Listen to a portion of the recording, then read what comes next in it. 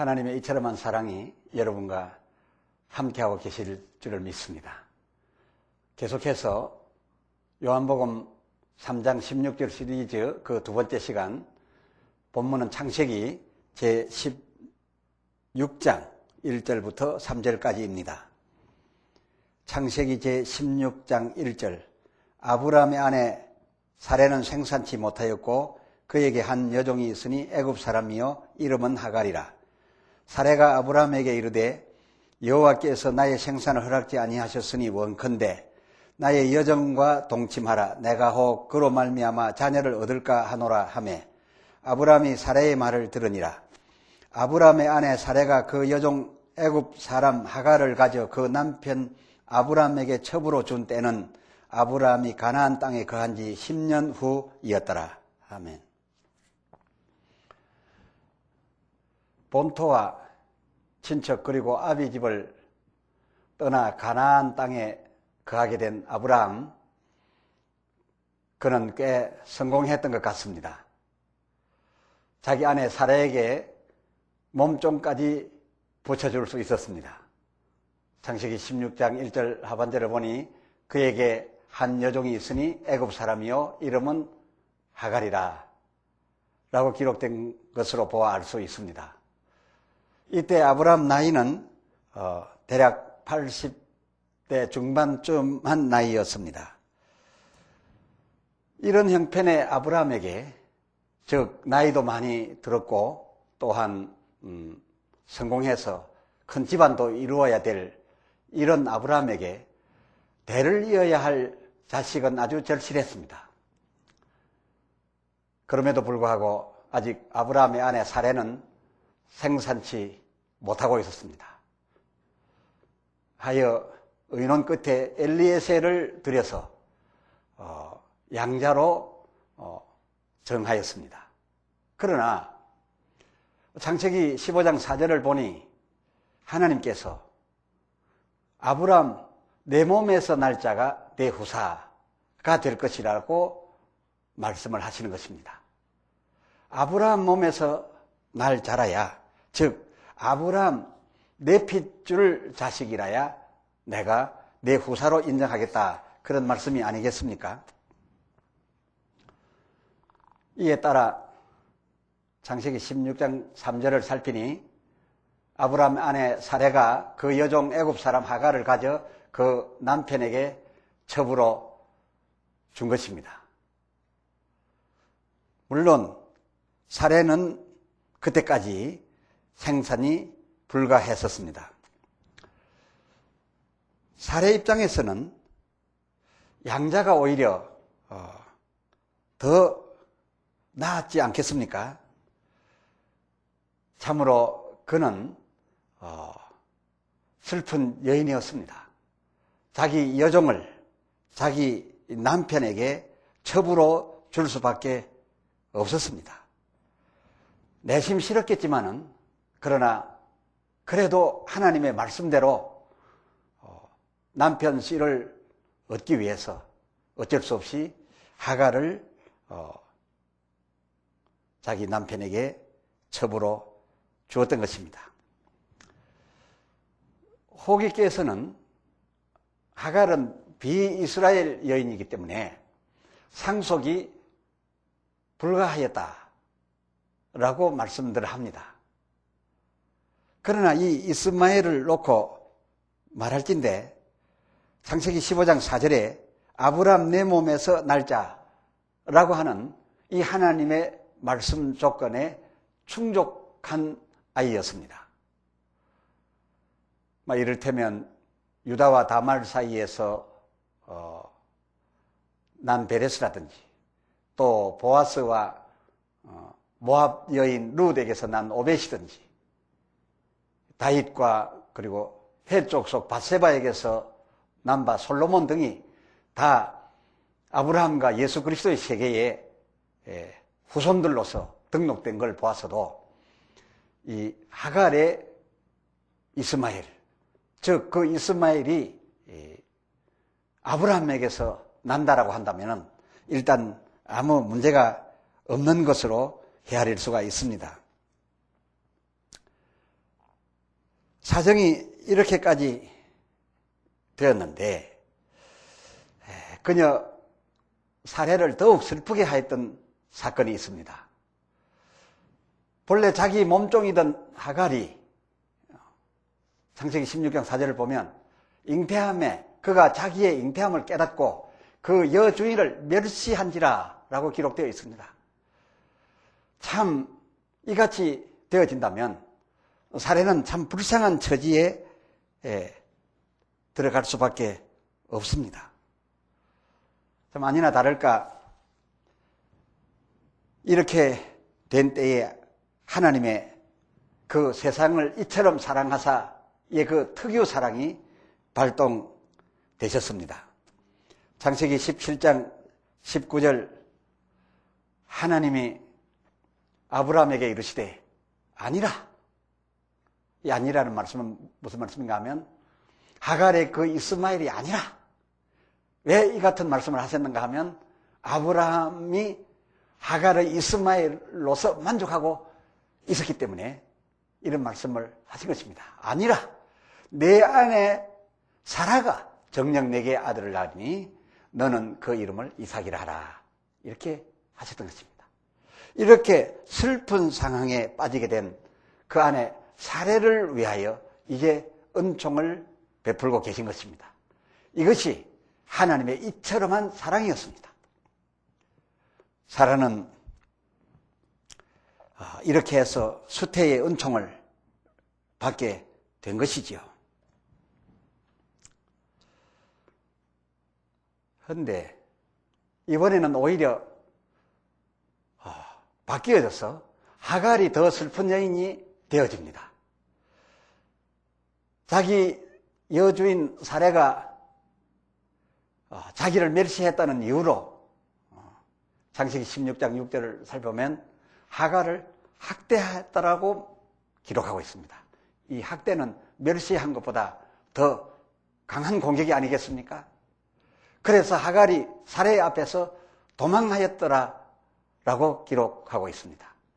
이렇게 사례 앞에서 도망을, 그 여주인을 피하여 도망할 수밖에 없었던 이 하갈의 신세가 이번에는 사례보다도 더 불쌍하게 되어집니다. 저는 지금 하나님의 이처럼한 사랑에 대하여 말씀을 드리고 있는 중입니다.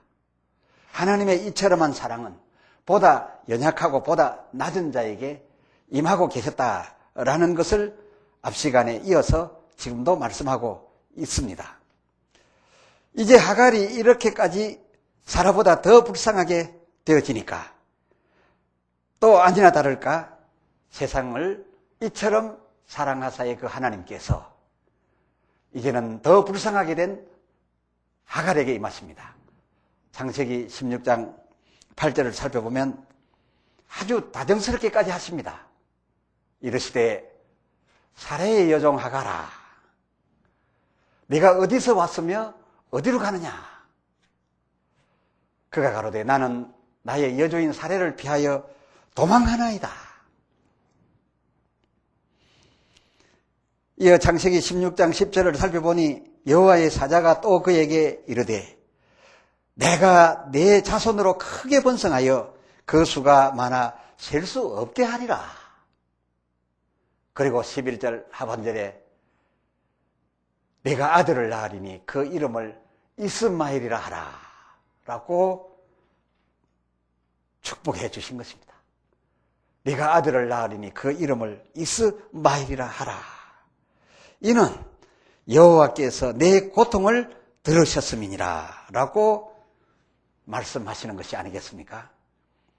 전에 사례가 받던 위로의 말씀이나 지금 이제 더 어렵게 된 이 하갈이 받은 바 하나님의 위로의 말씀은 그 도가 거의 같다 하겠습니다. 그리고 또 16장 9절을 보니까 하나님께서는 하갈들어 내 주인에게로 돌아가서 그 수하에 복종하라 이렇게 말씀하고 있습니다. 그러면 왜 그 여주인에게 돌아가서 그 수하에 복종하라 했을까요? 혹 학대하는 그 여주인 사례를 위함인가요? 아니었습니다. 결국 이 하갈의 이스마엘을 위함이었는데, 이 이스마엘을 잉태한 이 하갈이 지금 쫓겨난 채로 딴 집으로 가버리거나 딴 남자를 만난다면 그가 낳는 이 아들은 큰 민족을 이룬다 할지라도 아브라함의 아들이 될 수가 없습니다. 그래서 아브라함의 아들로 인정받게 하기 위해서 네가 수고스럽지만은 그 집에 들어가서 아이를 낳아야 된다. 그리고 더 이상 쫓겨나지 아니하려면 그 여주인 사라 하자는 대로 하라. 이렇게 명하여 주셨으니 이 말씀은 참으로 그 하갈을 불쌍히 여기사 그와 그의 낳을 아들의 장래에 큰 복을 주시려는 하나님의 진정한 모습이 잘 나타나 있음을 알 수가 있습니다. 하나님께서 이처럼 하시니 하갈 그녀가 하나님을 향하여 창세기 16장 13절을 보니 자기에게 이르신 자기에게 이르신 이 여호와의 이름을 감찰하시는 하나님이라 하였으니 이는 내가 어떻게 여기서 감찰하시는 하나님을 되었는고 라는 뜻이었다라고 합니다. 이건 무슨 말입니까? 자기의 형편은 지금 쫓겨나 있습니다. 그리고 어디로 가야 할지 모르는 이런 형편에 있었습니다. 그런데 주인을 멸시하다가 쫓겨난 내가 어떻게 하나님의 이 같은 사랑을 받을 수 있을꼬? 그리고 지금 내가 아브라함의 집에 있는 것도 아니고 아브라함에게서 쫓겨나 이 광야에서 헤매고 있는데 어찌 여기서 내가 이처럼 사랑하시는 하나님을 배웠는고? 라고 하는 이런 뜻으로서 그가 찬송하듯 하나님을 고백하고 있습니다. 여기에 감찰한다라는 단어를 왜 썼겠습니까? 하나님은 공의로우시다. 아주 자세하고 정확히 판단하셔서 억울함을 당한 나를 돌보시는 하나님이시다. 이런 뜻으로 감찰하시는 여호와 하나님이라고 하지 않았겠습니까?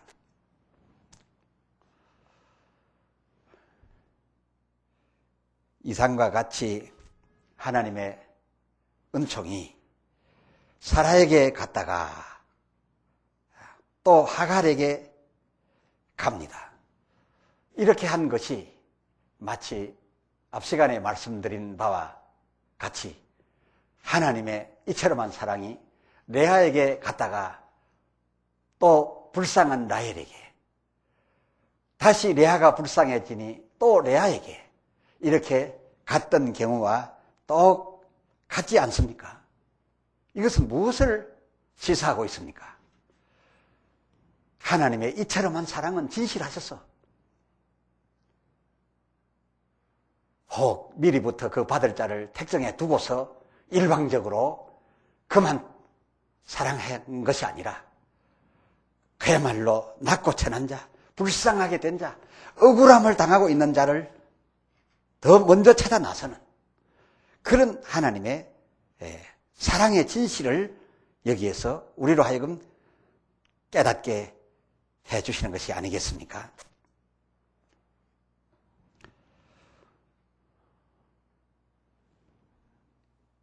이처럼한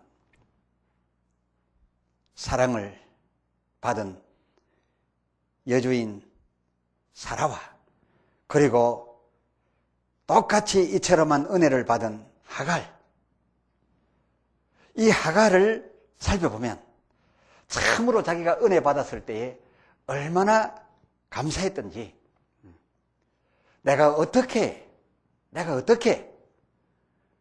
그리고 내가 어떻게 여기서 나를 감찰하시는 하나님을 배웠는고 라고 하나님을 찬송할 만큼 감격한 위로와 은총을 받았었으면 그 이후에는 이러지 말았어야 하는데, 그야말로 그 같은 큰 은혜를 받았으면 그 이후에는 이러하지 말았어야 했는데 불쌍히 여김을 받아서 낳은 그 아들 이스마엘로서 또 교만해지는 것을 볼 수가 있습니다. 또 교만해졌습니다. 그녀와 그 아들의 교만은 결국 어떻게 되었는가? 그 얻었던 가나안 일경을 잃고 동방동국으로 밀어내임을 받게 되었습니다. 하나님이 세상을 이처럼 사랑하사 독생자를 주셨으니 이는 저를 믿는 자마다, 이 믿는 자마다는 어떤 자입니까? 누구든지 라는 뜻 아니겠습니까? 누구든지 그 이처럼한 사랑 예수 그리스도를 받아들이면, 믿으면 곧 가나안 천국에 남게 되겠으나, 그러나 그 이처럼한 사랑, 곧 예수 그리스도 안에 살지 못하는 자, 예수 그리스도답게 살지 못하고 예수 그리스도라는 그 크신 은혜와 감격 안에 있지 못하고 그 받은 바를 가지고 이 하갈처럼 다시금 교만해진다면, 이미 얻었던 가나안 일경을 유지하지 못하고 거기에서 쫓겨나 바깥 어두운 데로 떠나가야 하는 사실을 보여주고 있습니다. 이러한 사실을 또한 다음 시간에 계속해서 말씀드리려 합니다만은, 참으로 히브리서 6장 4절로 6절 사이에 한 번 비침을 얻고 하늘의 은사를 맛보고 하나님의 이 선한 사랑의 말씀과 그리고 내세에 대한 능력을 맛보고서도 그럴 수 없는 자들이 그 받은 바 복으로서 오히려 교만의 도구를 삼아가지고서 타락하게 된다면 그 타락한 자들은 새롭게 할 수 없다라고 했습니다. 회개시킬 수도 없다라고 했습니다. 사랑하는 여러분, 우리도 그 받은 바 구원, 하나님께서 이처럼 하사 우리에게 베푸신 그 크신 사랑, 그 사랑을 받았으면 다만 겸손하고 다만 그 은혜에 감격하고 그리고 그 받은 것으로 레아에 유다해야지. 즉 찬송하리로다, 만족합니다라고 해야지. 그러하지 못하고 라헬에 요셉하여 아들을 더 낳겠다.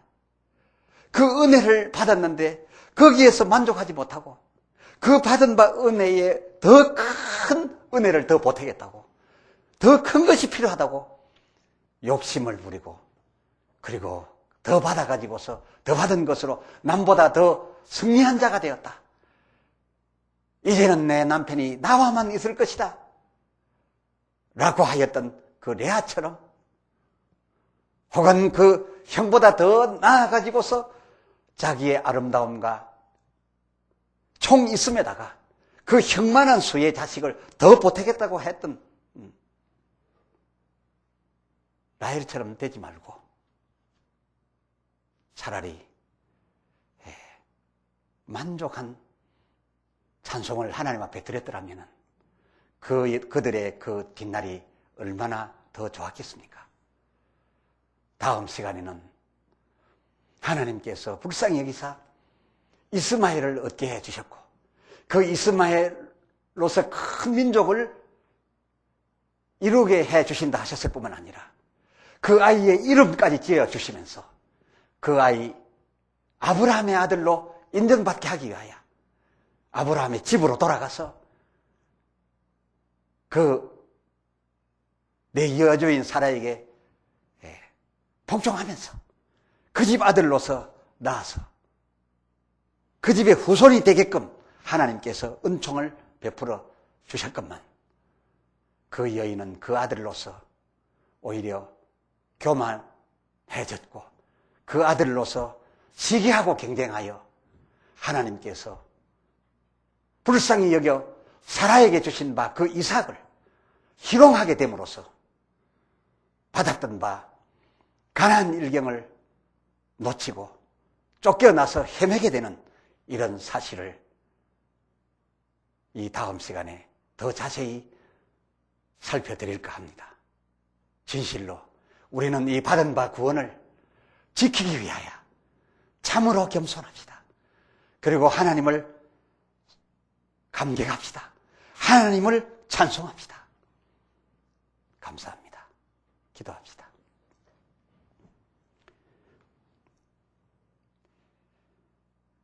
거룩하신 아버지 하나님, 주어진 말씀을 통하여 진실로 우리는 이 받은 바 은혜가 큰데 이 받은 바로서 만족하지 아니하고 만족하고도 남을 은혜인데도 더 많은 것을 구하기만 하는 저희들이 없고 하나님의 그 큰 은혜를 받을 수밖에 없었던 불쌍한 저희들이었음에도 불구하고 그리고 우리는 다른 받은 자를 경쟁하고 시기하여 다른 받은 자보다 더 많아지고 더 높아지려 하고 있는 것이 사실입니다. 이제 우리는 그러한 자 되어다가 쫓겨나는 신세 되지 말게 하옵시고 진실로 받은 바를 감사하고 감격하고 주신 바 하나님의 이처럼한 사랑을 늘 감격하며 또한 이 세상에 전할 수 있는 저희가 되게 하여 주시옵소서. 우리 주 예수 그리스도의 이름으로 간절히 구하여 기도드려 사옵나이다.